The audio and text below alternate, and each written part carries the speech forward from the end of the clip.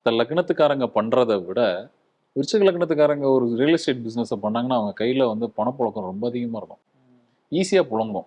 அவங்களால ஈஸியாக ஒரு இடத்த வாங்க முடியும், விற்க முடியும். ரைட். அது போல் ஒரு துலாம் லக்னத்தில் இருக்காங்க, இல்லை துலாம் ராசியில் ஒருத்தர் பிறந்திருக்காங்கன்னா இவங்களை அந்த பிஸ்னஸ் பிடிச்சி தள்ளும்.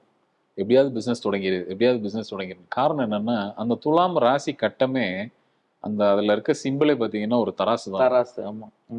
ஆனால் இவங்க யாருமே பிஸ்னஸில் பெருசாக ஜெயிச்சு என்னோட அனுபவத்தில் நான் பார்த்ததில்லை.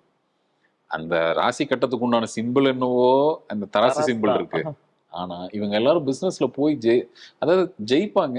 பெரிய லெவலில் நான் வந்து இத்தனை கோடி சேர்த்துட்டேன், இவ்வளோ நான் சக்ஸஸ்ஃபுல்லாக இருக்கேன்னு இந்த துலாம் லக்னக்காரங்களோ துலாம் ராசிக்காரங்களோ சொல்லவே முடியாது. அப்போ இவங்கெல்லாம் என்ன பண்ணலாம் அப்படின்னா பிஸ்னஸே மறைமுகமாக பண்ணலாம்.